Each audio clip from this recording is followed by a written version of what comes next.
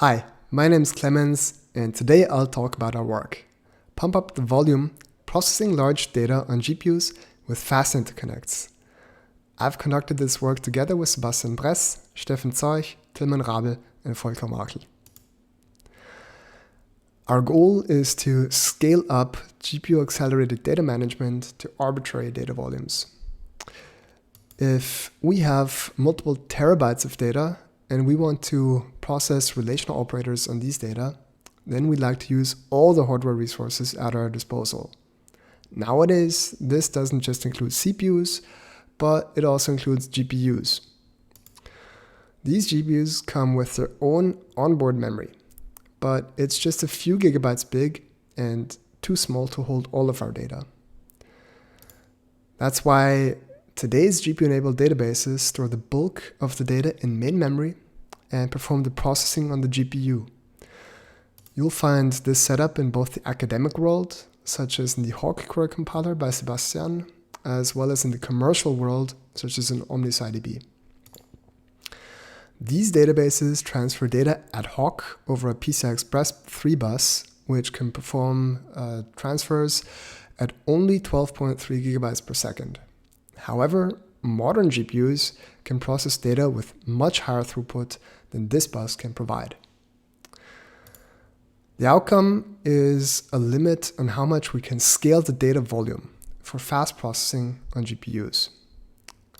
This is a well-known problem in the academic literature called the data transfer bottleneck.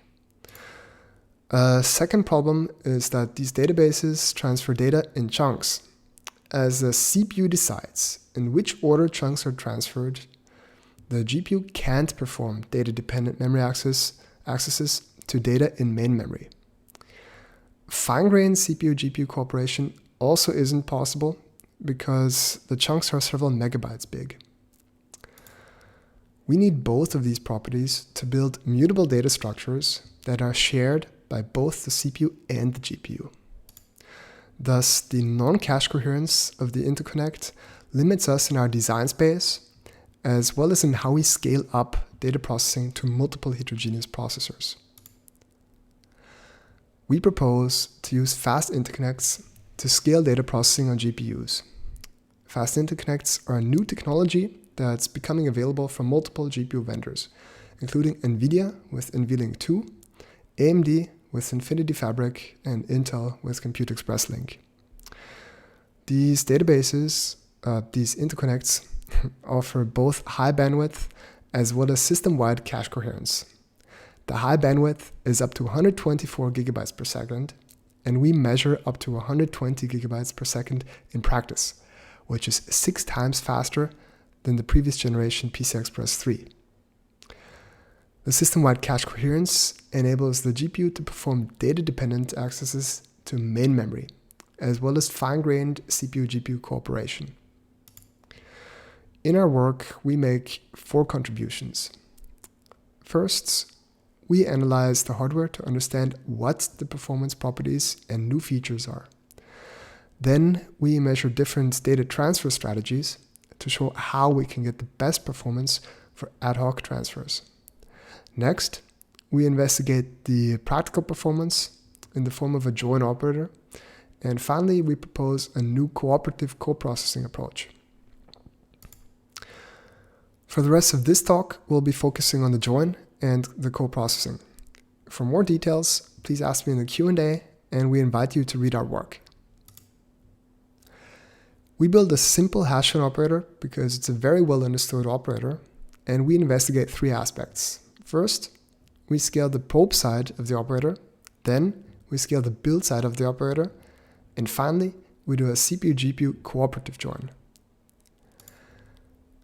Our first challenge is to scale the probe side relation beyond GPU memory. We store the base relations in main memory and transfer them ad hoc to the GPU. On the GPU, we perform the join by doing lookups in a hash table that we store in GPU memory. The key feature of the interconnect that we're using is the high memory bandwidth. In our measurement, we're scaling the probe side up to 8 billion tuples, which is 122 gigabytes. At the same time, we keep the build side relation constant at 2 gigabytes, and we measure throughput in gigatuples per second. Note that we're joining data that's much larger than GPU memory. We are showing 3 strategies here. The first is a strong CPU baseline using a radix partition join running on a recent 12-core Intel processor. The second is an NVIDIA Tesla V100 running over PCI Express. And finally, we show the same GPU running over NVLink. We observe that NVLink achieves a speedup of 6 times over PCI Express and even a bit more over the strong CPU baseline. Thus, the take-home message of this experiment is that thanks to fast interconnects, GPUs can efficiently process large out-of-core datasets. Now, we're able to scale the outer relation, but not the inner relation of the join, because the hash table is still limited by GPU memory. In this experiment, we'll solve this by storing the hash table in main memory as well. In doing that, we're performing all lookups over the interconnect. Thus, the key feature that we're investigating here are the data-dependent memory accesses over the interconnect. In this measurement, instead of scaling only the probe side relation, we scale both the build side and the probe side relations up to 2 billion tuples, which is 30 gigabytes per relation. In addition, we build a 30 gigabyte hash table for a total data size of 90 gigabytes. As you can see, we're growing the hash table to a size that's much larger than GPU memory.